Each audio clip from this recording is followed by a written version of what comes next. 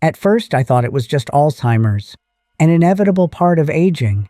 But slowly, I realized there was something else, something that a disease alone couldn't explain. My name is Helena Costa. I am 78 years old, and I've lived alone since my husband passed away. For the last few months, I've noticed my memory failing more often. I forget details, mix up dates. Sometimes I don't recognize neighbors I've known for decades. In the beginning, it was small things, objects out of place, doors I was sure I had closed standing ajar, the sound of soft footsteps that would vanish the moment I turned on a light.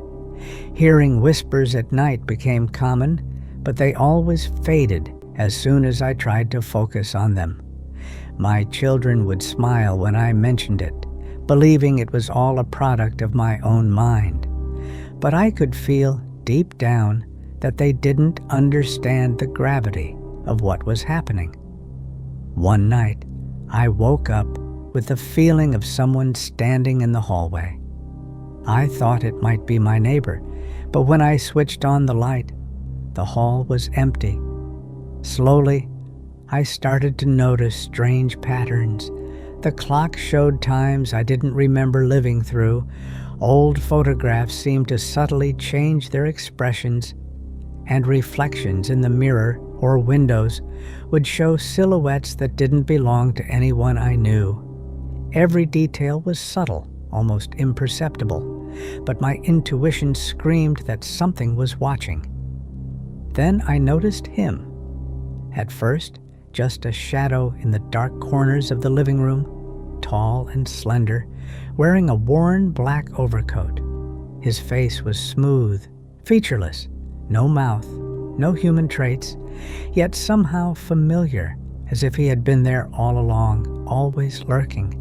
He didn't move, didn't speak, just remained motionless, as if my every gesture was a piece in some game I didn't understand.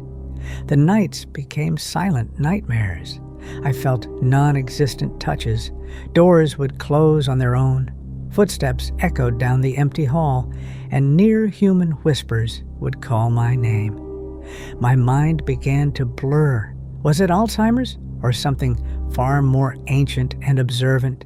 I wanted to scream, but my voice seemed to get lost, and fear turned every mundane object into a threat. One morning, before dawn, I was rummaging through a drawer and found an old camcorder I used to use for my grandchildren. I decided to set it up in the hall, and when I reviewed the footage, I saw my own figure sitting in the armchair. But something was wrong. Behind me, he stood, motionless, silent, tall, with that mouthless face, just watching me, evaluating my every move, my every breath. I had the feeling that my life was no longer my own. I tried to flee, to run into the street, but every exit led me back to the same room, the same hallway, the same silent presence. The atmosphere of the apartment changed. The natural light seemed dimmer. Shadows stretched without reason. The wind howled strangely through the cracks. It was as if the building itself was participating in this terror. Today, my children insist it's all Alzheimer's, that I spend too much time alone. But I know the truth.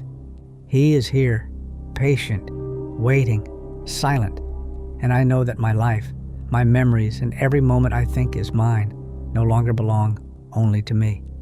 I close my eyes and I can feel his attention tracing over my body, my mind, my past, my present, and perhaps my future.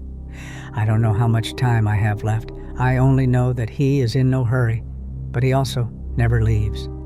And so, in the silence of my home, between the whispers and the shadows, I realize I am only just beginning to understand what he wants from me, and I fear it is far too late.